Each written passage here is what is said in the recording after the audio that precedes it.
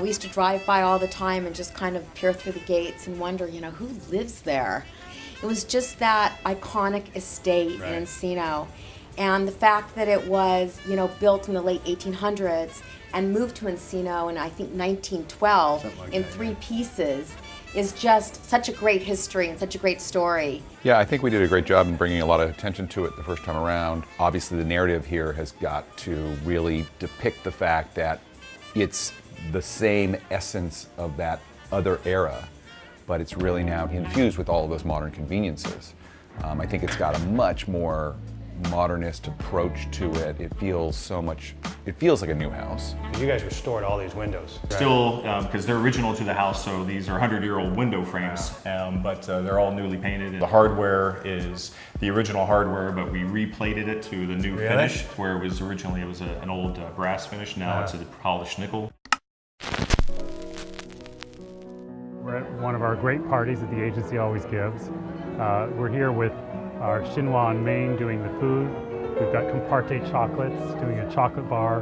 When we looked at telling the story for Doheny itself, because it's such a vast property and it has lots of different elements to it, we thought, how can we combine a number of different luxury elements in the same space and tell the story of the house at the same time? So as guests arrived, they not only understood and saw the beauty of the house, but they saw the scale of it, especially the motor court, because we had 3 incredible racing machines in the driveway. This is all new. Right? This is all new. The original house, the exterior wall ended behind the cabinetry in this line across here, and this was an outdoor raised wood patio.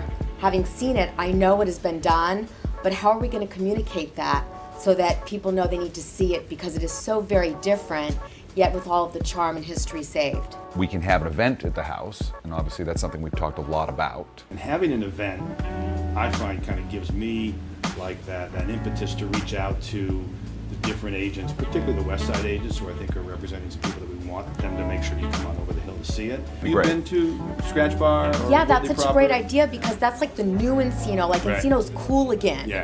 It's like revived, just like the property is. How it feels like, it kind of feels like an old Southern belle.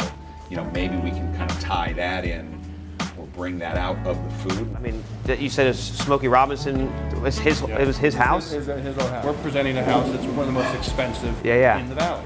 And quite frankly, not only are we appealing to people in the valley, but people on the west side. Absolutely. And I think your restaurants are doing the same thing. It's definitely local. Well, what's cool, I mean, anyone who's getting that house, I would imagine, if I got that house, part of the reason would be for entertaining. You don't have that house if you're not going to entertain, right?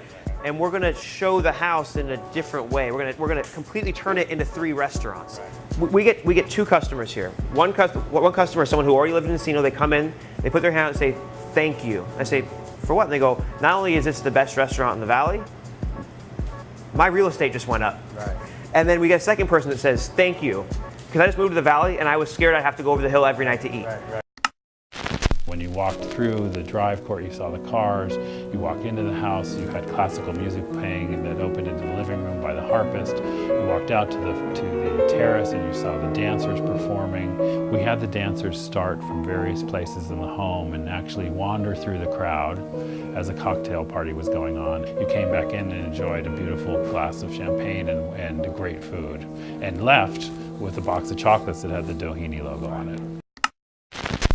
The chef, Philip, envisions for the party kind of having a real grand seating table here. So again, similar to what he does in his restaurants, which is very kind of interactive with the chef. He'll have the food and kind of have a very curated dining experience. It goes back to, again, what a unique property is, to have this much space to work with and essentially not mess it up. And how can we make it better, but at the same time not overload it and take away from the character of it. What does make that house, that property so special are those grounds. I mean, you can't find anything like that. The house is amazing, but you can always build a house. You can't build the grounds.